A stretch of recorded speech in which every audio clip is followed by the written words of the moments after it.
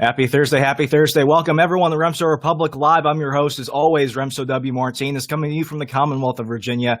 Thank you so much for spending your mornings with me. You could be doing anything beneficial. You could be working out. You could be reading a good book. You could be getting ahead on assignment. Maybe that, lawn stuff your wife's bothering you about. But I'm glad you're not working out. You're not doing work. You're not being beneficial, really. And you're not getting the things done that could save your marriage, with me at least. I feel special when that happens. Don't you, Ryan? Just nod your head. Don't flip me the bird. I wish people could see you sometimes, you hateful person. Anyway, thank you so much for coming and tuning in this morning. We'll just go ahead and wait a minute. I want to go ahead and give a special shout out to Walk the Walk. They're a libertarian organization that are doing amazing things for charitable causes around the country. Recently, they were able to not only provide a year's worth of HIV medication for this woman over in Africa, but they were not only able to just do that, they built her a house, they bought her a chicken farm, and they're also actually training her to run this chicken farm so that way she could supply an orphanage. That's freaking amazing. And that came through voluntary action. And what you could do right now is Walk the Walk is an organization. All they do is just focus their efforts on one charity, so that way they get maximum effort every time to go towards a cause of their choice. But they use the DonorSee app. So go ahead and download DonorSee, where you get full accountability of what's going on. It's not like these NGOs and other nonprofits where maybe 10% goes to the actual cause and it takes a year to get there. Go ahead and find the Walk the Walk chairman. His name is Clint Rankin, or find Mark Claire, who's also doing all that stuff, and go ahead and, see what they're donating to. That's where Walk the Walk puts all their efforts towards, and help make a difference. We don't need government. We don't need somebody else to come in and tell you how to do it. This is just us saying, hey, this is what we're working on. Let's do it together and let's change the world. But speaking of changing the world, I know why a lot of you were tuning in today. Come on. I know why. There's a lot of stuff going on in the news, and I'm not talking about Don Jr. And for once, after several months, CNN's no longer talking about Trump getting 2 scoops of ice cream. I know, months and months and months of them talking about that. I'm talking about someone that's been causing quite a stir recently. Well, he's usually causing a stir, but recently, I could see in the past year, he's calmed down, gone a little grayer around the ears. Goodness gracious, grapes, gobs of fire. Ryan, go ahead and bring him on. Ladies and gentlemen, Austin Petersen, the Republican candidate for U.S. Senate in Missouri. Austin, welcome to the program. Hey, good morning, Remso. So let's rewind a little bit. July 3rd, you wake up in the middle of the night. What was one of the first things going through your mind as you're thinking, wow, tomorrow I'm not just running for Senate, but I'm running as a Republican. I'm going to have all these people swarming down on me again. What was going through your mind? Well, that would assume that I actually slept the night before, which I really didn't do. Usually whenever the night before some big announcement or something like that, I have a hard time sleeping because my mind is racing, right? And, I'm thinking about all the challenges that I have. And, I'm a little nervous, right? It's actually pretty terrifying putting yourself out there like that because as soon as you do, you become a target. And running as a Republican, when you actually, really have a chance to potentially win, there are establishments of both parties that are going to be there trying to stop you. So, I'm thinking about all the angles, what I need to do. And then mostly, just, trying to find a place of peace and solitude. For me, it's an intellectual challenge, right? It's just kind of like for me, how far can I take our principles? How far can I spread our ideas? So for me, it's kind of like, the night before battle, you're putting on your armor, strapping on your sword, grabbing your flintlock and getting ready to go. So that's a little bit of what was going through my mind then. Exactly. But, let's fast forward from there. You announce, it's all over the internet. Did you find a little bit more support from people or a little bit more backlash? Because from the way it seems, a lot of people that were, they came into the Libertarian Party because they supported your presidential campaign. It's not that they necessarily supported the party, though they did.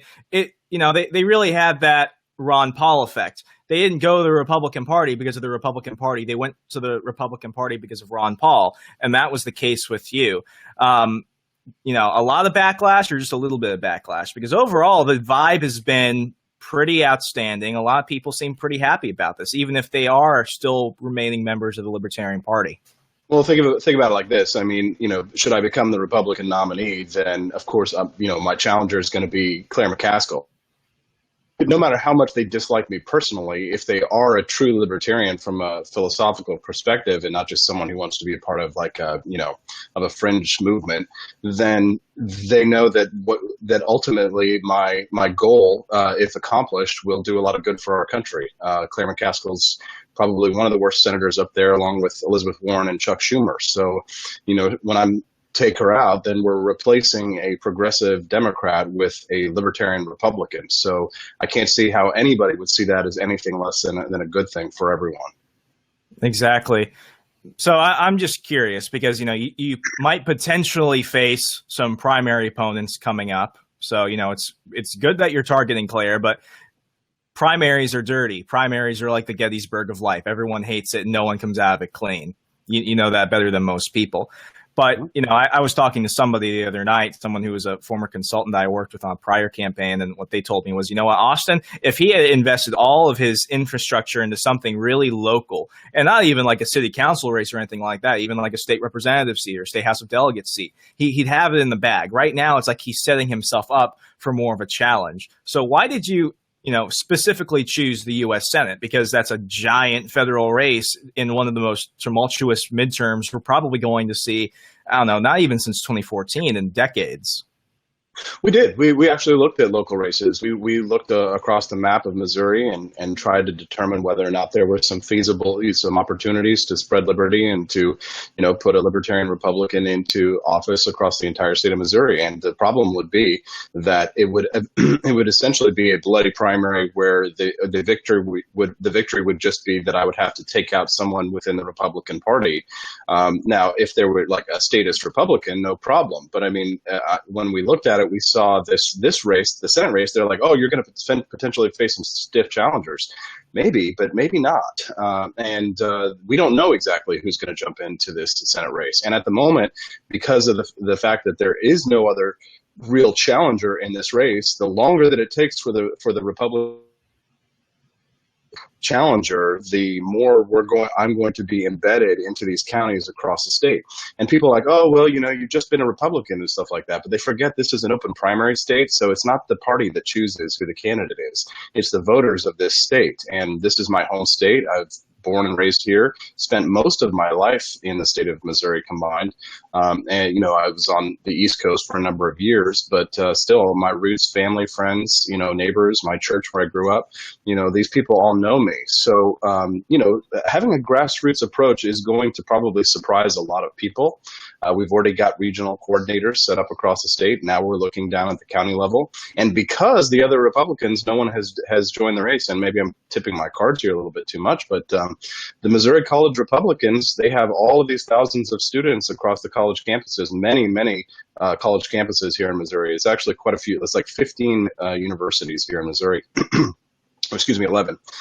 And those kids are looking for jobs and campaigns to be a part of. So we're snapping up all of the good talent, down a lot of the opportunities that some of the other Republicans will lose because they haven't declared yet. So we looked at this very strategically as a real opportunity to spread liberty. If we thought there was a local race that would have been more winnable, that we could have done a bigger favor for, that was something more realistic, we sure would have tried. But right now, this is the big opportunity. So, I completely agree with you. The fact that you're facing an open primary where anyone can come out and vote, I mean, that's why I've always been opposed to conventions, because conventions were used by the Democratic Party during the Jim Crow era to keep out blacks. What this does is this brings people that aren't your typical country club Republicans, and it enfranchises them. It gives them the ability to actually come out and look out for their better interest. But you still have a lot of that, inter-party squabble. I became a Republican in December. I tried to get involved, at the basic level because they still remember me as the hardcore, angry, loud, and, not necessarily the nicest libertarian guy. And, you still got an old class of people there that are very accustomed to their ways. And I could just tell you up front from the stuff that I've gotten, has anyone looked at you and said, well, you just became a Republican just to run. You just became a Republican yesterday. You've got to pay your dues to the party and all that BS. Sure. And actually, we had our first kind of like miniature shot fired across the bow yesterday from one faction of the Republican Party, which was kind of strange. There's this group called the Reagan Battalion. And as soon as I announced, we had this really weird phenomenon. As soon as I announced, Trump supporters, of all people, were the first ones to jump onto my campaign. So the people who... Why do you think that is? I think it's you and Trump supporters are like here and there. I wouldn't necessarily ever put you guys in any camp together. Yes and no. I mean, there are strains of libertarianism within populism, and but from what I understand, it's very much about an anti-establishment message. They just want the old guard to go away, and so the Trump supporters. I mean, massive amounts of Trump supporters, and Missouri is a Trump state. He won by 19 points here over Hillary, just destroyed her. They all jumped on board.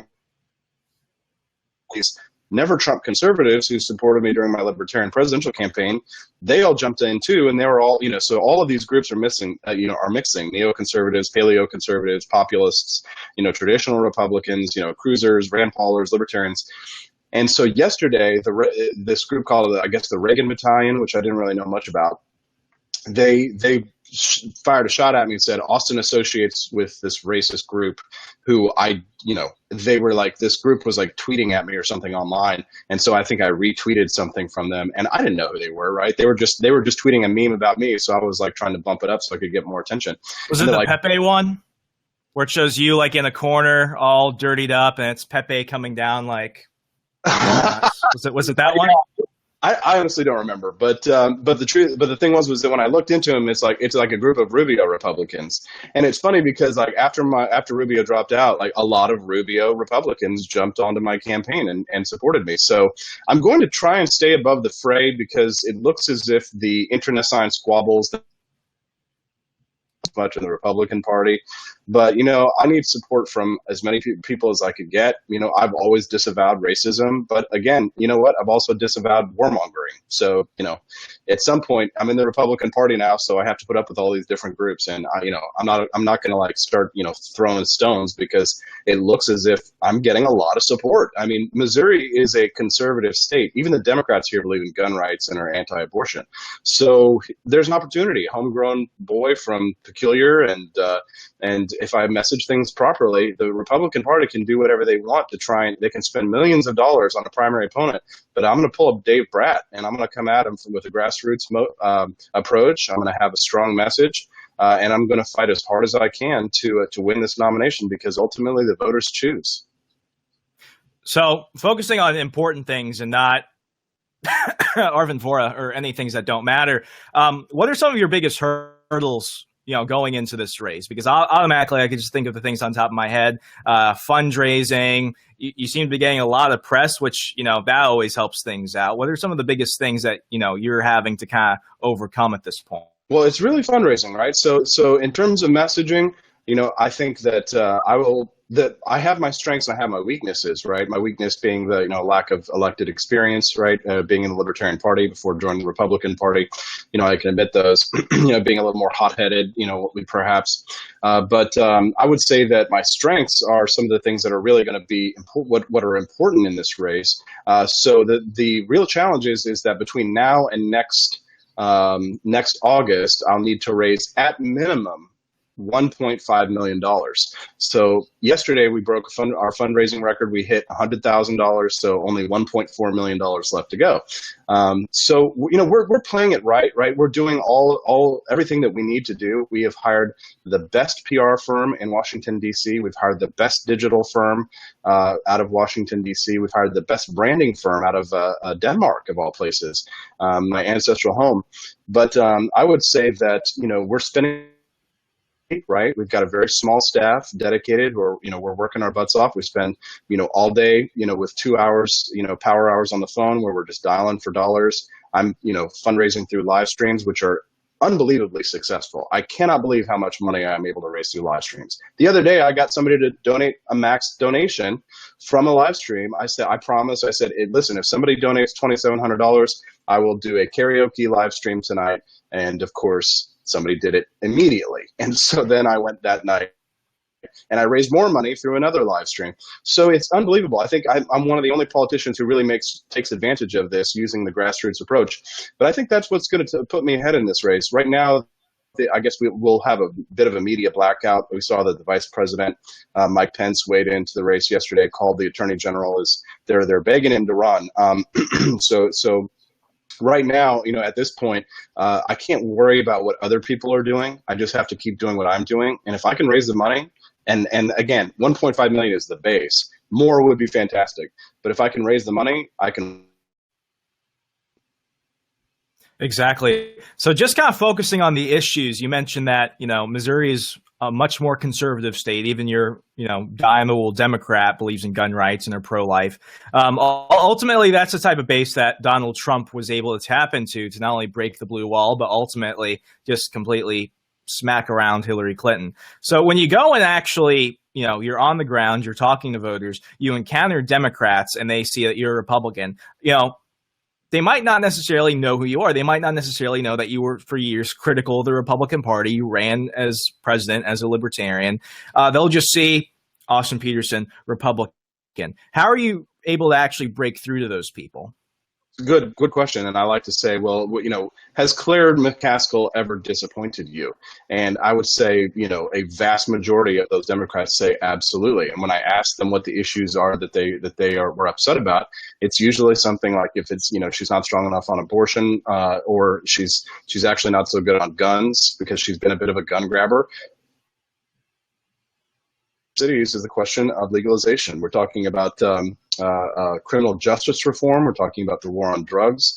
And so we've had a lot of opportunities to speak to Democrats here in Missouri so far because our headquarters is in Kansas City. And what I've noticed is that when I talk about criminal justice reform and getting rid of mandatory minimums, Kansas City just voted to decriminalize marijuana.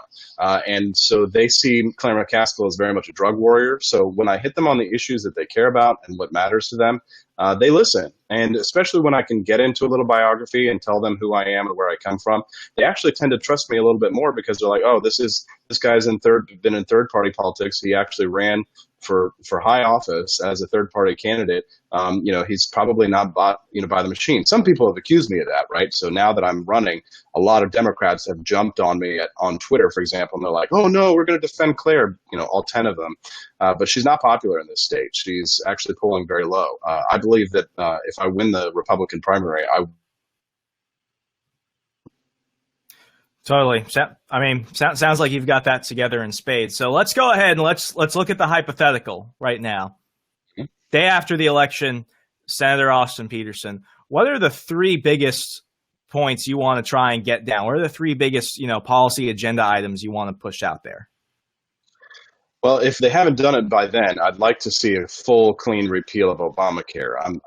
I'm hoping that Congress within a 2-year period can actually fulfill their promises. So if that hasn't been done, then that would be one of my major priorities.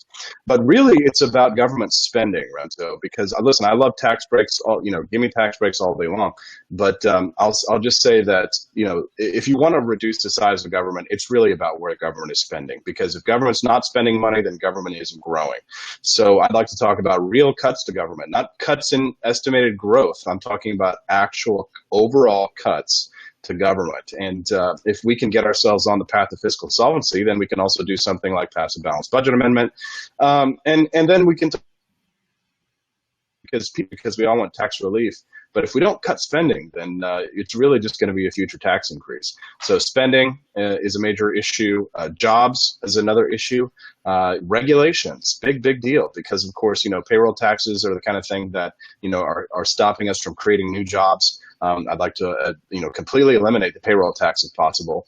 And if we're going to have a tax, I don't want to replace this tax with that tax. I just want to cut the rates. A simple flat tax, 15% across the board, ought to be enough for us to run the minimum basic levels of what we have with government. And then we can start talking about working our way down from there. The other issues are ancillary. But I was surprised that Donald Trump actually was successful with a platform of saying that He thought the war in Iraq was a mistake. I mean, that's straight out of the Ron Paul playbook. And, Ron Paul got booed for talking about that. He won. So I really think that it's about how you project yourself as a candidate. If you project yourself from a position of strength, you can get away with a lot more because people will want strong public leaders. Unless you're in Vermont, it's Bernie Sanders, right? So they want somebody who looks like a hippie like them. But in Missouri, this is a very of the earth, very agricultural state. People out here like their tattoos and big trucks and Bud Lights. So it's you're not going to get away in Missouri with being you're coming off with any policy position. Doesn't matter what it is. I can stand up in some of these meetings and say, yes, I believe in a total abolition and the war on drugs. But as long as I don't say it in a shaky voice or like I don't mean it or like I'm nervous, then they're kind of like, well, yeah, I smoke weed on the weekends and stuff like that. It's like, okay, so it's all about unfortunately, it's about presentation. It's not about policy. Definitely agree. So for those of you that are watching now that are part of the Remso Republic Nation private fan group, you were able to actually submit some Austins for me to ask Austin today. A lot of these are a little bit more current events related. I haven't necessarily reviewed them, but I do have some favorites. So if I'm not reading off your question, I apologize. Definitely keep submitting. You can make the cut next time. So Austin, Jimmy from Florida asks, if Austin won the Senate, do you think he'd introduce legislation to end the Brady bill and the NFA? 100%. Yeah. Like I said during the Libertarian presidential debate, I would overturn the National Firearms Act so fast your head would spin. And I would seek co-sponsors on that bill in order for us to return to the people the right to bear arms as was originally intended. I see no reason why people ought not be able to own the exact same firearms that they can carry when they go to defend themselves overseas. And truth be told, from a just simple factual perspective, you're not getting that much more efficiency when you have a fully automatic firearm than you do when it's semi-automatic. As a matter of fact, you waste more bullets and you're much less accurate. So it's just a canard. I think it's ridiculous, and how I feel about things like terrorists. If you have a terrorist attack here on our home soil, what are we supposed to defend ourselves with? Hunting rifles? What if the bad guys aren't going to use hunting rifles and things? So yeah, we have every right to defend ourselves, especially from a big government if we ever have to go all 1776 on their asses. Definitely. All right, next one. Austin has talked about how he would want to work with senators such as Mike Lee and Rand Paul, but who across the aisle would he be willing to reach across with to get down some actual liberty-oriented legislation? So what Democrats would you be willing to work with? Well, I kind of like Tulsi Gabbard, right? She's not so good on economics, but I like her railing against the national security state, right? Or talking about surveillance. She seems to be a civil libertarian, right? The funny thing about like civil libertarians is, you can be a civil libertarian and not a fiscal libertarian. So it's interesting, think about Edward Snowden versus Martin Luther King. Edward Snowden and Martin Luther King are both civil libertarians, but Edward Snowden is also a fiscal libertarian, where Martin Luther King Jr. was fiscally social democrat. So there are some Democrats who they may not fiscally be conservatives, but they are civilly libertarians. So I would work with these in order to advance things like, criminal justice reform. Cory Booker and Rand Paul have done that. So I just don't care about parties. I care about people and their principles and what they believe in. We need to build coalitions with people. Ron Paul worked with Dennis Kucinich on certain bills and acts of legislation. So to me, it's not really about partisanship. Sometimes you have to play the partisanship game, run under a party. But we ought to do what's best for our country. Can we get back to that? Can we get back to actually doing what's best for our country, not what's best for our parties? Because honestly, one of the reasons I'm in politics is not because I give a damn about parties. I'm in politics because I give a damn about my fellow Americans. I really do actually care about what happens to this country and to our future. And maybe I'm a bit of a romantic because I love history, but I'd like there to be a better future. Outstanding. Ryan, you want to go ahead and bring up one of the comments? I think we've got Eli Bowman. Mm-hmm. Awesome. Eli, good to see you, man. How does Austin hope to compete against an incumbent with more than 50 times the money? Yeah. You got touched on this before, but I think he wants more like a game plan, if you could talk about that. Yeah. Ask Donald Trump. Ask Dave Bratt. Ask any upstart who was outspent 3-1. Ask Karen Handel how much. What was she outspent? Like 3-1.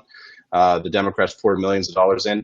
Here's the thing: no matter who the Republican nominee is, even if it's not me, they're going to get outspent by the Democrat. It's just going to happen because the Democrats are going to pour everything they can to try and hold this seat.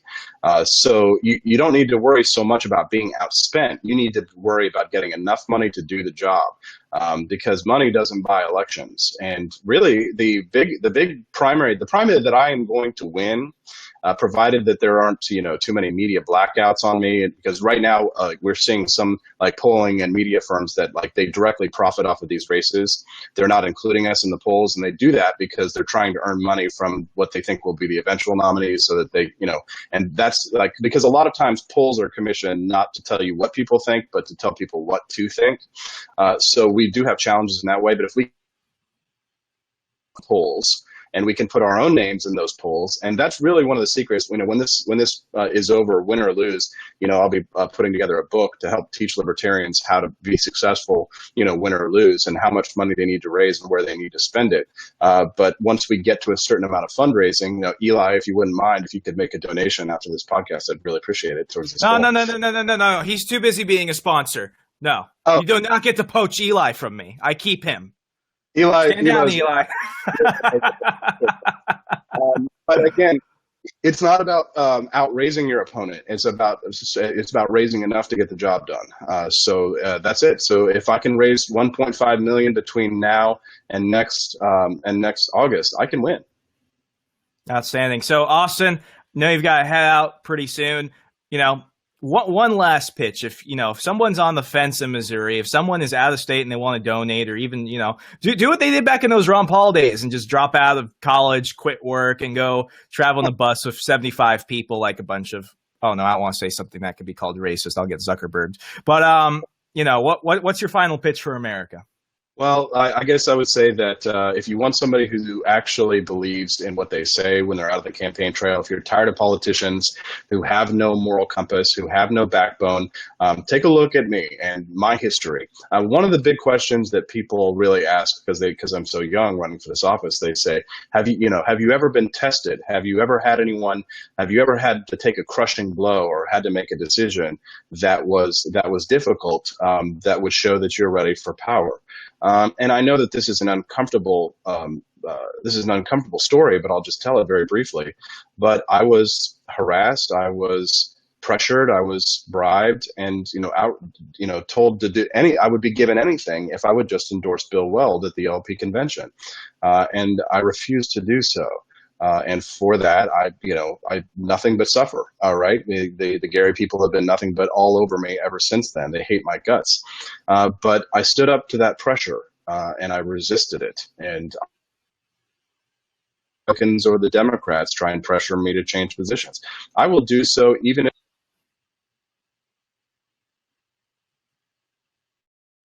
a representative republic, because people are electing me for my good judgment.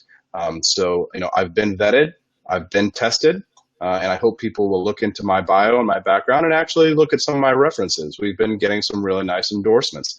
I've been getting endorsed from people like former Congressman Bob Barr, podcast host Dave Rubin, who's very popular. And if you look at my opponent, Claire McCaskill, she's only been endorsed by Planned Parenthood. So I think Missouri voters will say that's very telling. So if you want to fire Claire, you can go to fireclaire.net, or if you just want to type in austinpetersen.com or austinforsenate.com, all three of those websites will take you to the same place.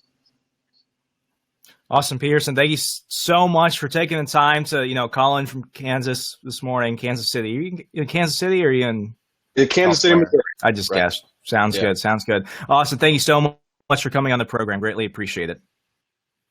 All right, folks. So I'm going to let you go in a minute, but first, we got to pay the bills around here somehow. I want to go ahead and give a quick shout out to one of our sponsors because it gives a real indication as to where we're going as a country. And it really fits in with a lot of Austin said. Libertarian leadership, they're not just another course where they teach you how to run a campaign. You could Google that stuff. You could easily Google how to run a campaign. But then there's how to run it smartly. That's how to run it and actually learn, gain, benefit. actually win, especially if you're a libertarian.